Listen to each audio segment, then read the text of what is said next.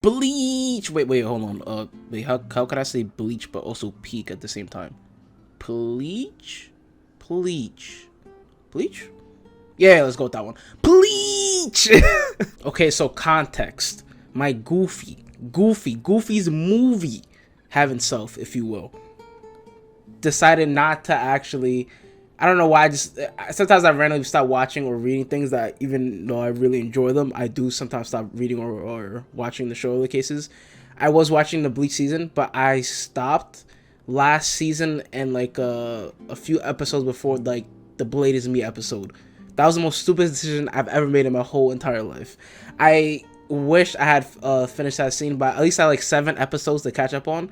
So I had like the last 3 episodes of that season, and then I also had the next 4 episodes of the next season, which I undoubtedly loved to bits.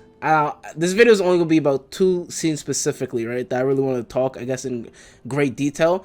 And I guess I'll talk a lot more about the rest of the Bleach season and maybe in another video if more stuff happens, or if I really feel like it, if anything. Or if you like and subscribe, I don't know. But anywho, the one I really wanted to talk about the most, number 1, would be the Blade is Me, obviously. Now, this whole conversation between Ichigo and Zangetsu made me sit there and honestly think about it, because it's so insane of like how much sense this whole conversation makes as a whole since the beginning of Bleach. Let me summarizing the conversation by just comparing it to the genuine thing of like, hey, let's just say it's your dad. He wants you to be something, but you personally want to be something else.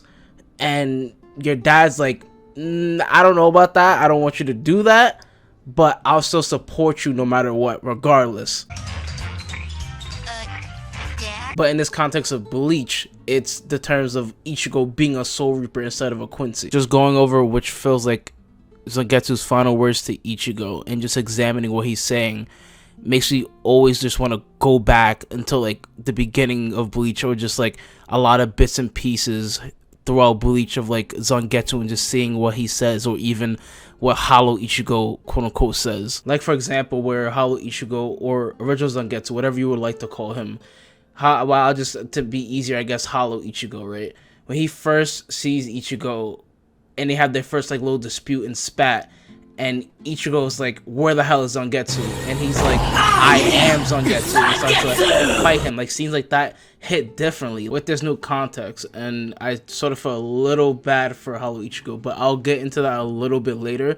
But still going on with Zangetsu, and to, again, just make another comparison, because he also feels like a protective sort of like mother at the same time. And the only reason I say that is because with Zangetsu, he always wants to protect Ichigo. He didn't want him to get into any conflict or any interest with the Soul Reapers, because he'll always be in danger constantly, whether he likes it or not. It's going to be something that he's always going to do, and it's nothing that he can really control over that. And he was correct. Throughout him being a Soul Reaper, it was a long and hard fought road that was extremely painful, with a whole bunch of fights that realistically he probably didn't even really have to do or even go through, especially if he just wasn't a Soul Reaper in the first place. But it was still worth the while in the end, with so much new people he's met, so many good people, great power-ups that he's had, amazing fights, and able to achieve new limits that he wasn't able to before, and just simply protecting the people that is around him. And just going back to what I was talking about before with Zangetsu, and still supporting him and still being happy with him in the end when it comes to him just being a Soul Reaper, it makes me think back to the scene where he learns the final Tetsuga Gensho with where they have that little fight and spat again, but both the Zangetsus fuse together and they fight Ichigo. Thinking back to it, it was so many little things that were extremely important to right now in this conversation of Zangetsu himself, of what Ichigo says and what he's thinking in his mind, where he says certain things like, he could have already killed me by now. I would have been already dead. Or if he didn't want me to have this power, he would have like escaped. He would have just like hid around and just like not shown himself. What the last thing Ichigo also saying is the only thing that he feels from that sword is sadness. Just thinking back to that scene, that just makes me think about so many things when it comes to the world of Zangetsu, right? Because it makes you think on the one hand of just regular, I guess, Zangetsu, or Yoruichi, whatever you would like to call him. With Zangetsu, it feels like he might be just sad that he can't be a Soul Reaper anymore. And I mean him, I mean Ichigo. Ichigo can't be a Soul Reaper anymore. And I feel like at this point, Zangetsu, he accepts him for being a Soul Reaper, and he just wants the best for him at that point. He doesn't, I guess, would like for him to be, I guess, a Quincy, or for him to die by his hands, or whatever the case may be. He just wants to help out Ichigo in the best way possible, and he's proud of him.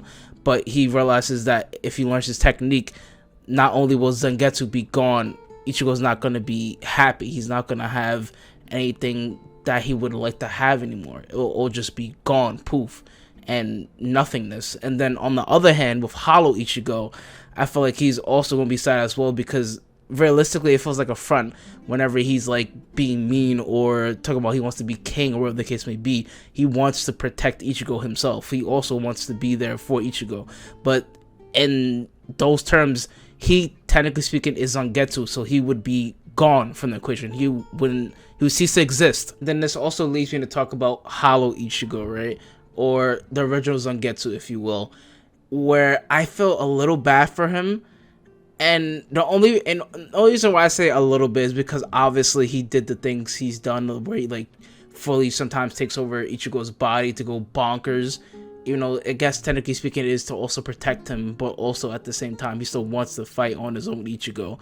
And then there's also, I guess, the times where he like hurt his friends or whatever the case may be, or should I say one friend, and as well as ex-friend at this point, when he fully hollowed out and he hurt Uryu.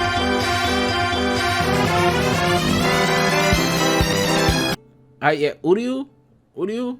Yeah, I'm bad with names. It doesn't really matter. But Uryu. But old man Zangetsu points out that whenever he needed help, whenever he needed something, he never really helped him. He only helped him that one time, I believe, when it was against Zenpachi, when he fights him, and he's like, you know what, I'll give you some of my power so you can actually beat this guy, right? But other than that, all the other times when he needed a little bit extra help, a little bit of extra anything to be able to defeat the enemy, it was always Hollow Ichigo to give him that strength to be able to defeat the enemy. And the reason also why I do feel a little bit even more bad for the guy when it comes to the terms of Hollow Ichigo too is because we don't really get that final conversation, that final send-off, at least my knowledge, when it comes to Hollow Ichigo, of just at least talking to him for like a quick minute or 2 minutes of like, hey, we had a run, or at least thank you for like the power, the case may be. By the end of it, you just see both Zangetsu, or I guess both Zangetsus together, floating a little bit off of like pixie dust, I guess, in a sense. No.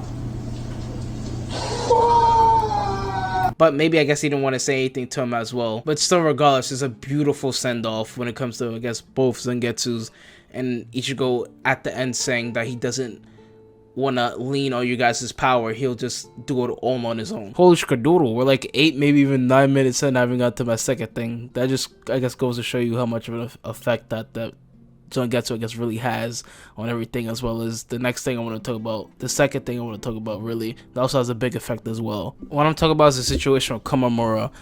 Before, at first, I wasn't really truly in tune with Komamura. Like, I was like, okay, he's like a cool wolf guy, or the case may be. But this, like, episode just made me want to look back on what was going on with Komamura. Because, like, it's been a really long time since I've seen Komamura. It's been years since the show's even been back on the fucking air. So I had to go look back about the things that happened with Komamura. And so, like, that little mini cycle revenge that is happening when it comes to, like, Komamura, as well as him seeing it and his friend Tozen when he had to go fight him back in the Aizen arc. And by the way, I'm talking about the most recent episode that came out, at least up to date, which I think the next one's coming out in like 3 days, or whatever the case may be, or 2 days, or 1 day when you see this video. Anywho, it doesn't really matter. But when it comes to Komamura, it's just like all the guilt, everything that he just like spills out when he's like sort of reverting back into a dog, and how he just feels about what he feels about Tenzin when he feels like he went through that path of revenge and it didn't really get anywhere, and it was just words that he should have listened to himself, and he feels like, I guess in a way or shape or form, a disappointment. And what he's doing right now, of he's sort of, like he said himself, he sold his soul for revenge, and look where it got him. It just made him revert back to a dog like his other werewolf clanmates, which is also really fucking weird. But not to really talk about that, just sort of showing, like, I guess, like the desperation, as well as how easy it is to like sink into revenge, and how easy it is for it to, I guess, consume you in that way of like you being willing to do borderline anything to just get what you want out of it. And sometimes it might not even be worth it to technically speaking do it. But the thing is with Kamura, he's going through all this regret, all this guilt that he's feeling like throughout his whole life with his friends, his own actions up until this point, and just like sort of questioning it. But his lieutenant comes in and says, you haven't done anything wrong. You haven't done anything wrong. Let's kill that bastard Yugo. And to me, it feels like that lieutenant is just like, it's like his shining light of like, you didn't do anything wrong up until this point. You did what you could in the moment. You tried your best. You tried your hardest. And we can still try to attempt to kill this bastard Yuobuk, even though clearly he cannot do that in his current state. But regardless of the fact of just like having hope of doing it, right? And just sort of like showing like you've done everything that you possibly can to the best of your abilities up until this moment right here, right now. You've basically done enough even for Yamato to be like, yo, you did a good fucking job. Good job with what you did. But yeah, that's really all the thoughts that I sort of had on those two spectacular moments, I feel like, when it comes to the season of this new great era of Bleach that we have here and in the here and now, you know what I mean? And also, I do want to thank this comment right here as well for like also suggesting Bleach, because I did have it on my mind, but then this person that said it, I was like, you know what? Yeah, let me do some Bleach. I should probably do some Bleach content and actually talk about some Bleach, right? Also, going to show like your comments do matter. If you guys wanted me to do something, talk about something, review something, or just have a little bit of a talk about something, comment it. I will actually make an attempt and try to actually look at it and see what I could talk about it. So I do want to take that comment up there. But again, thank you guys for watching my videos and always liking, commenting, subscribing, and all the other nonsense. You guys have a good one. Peace. Love you.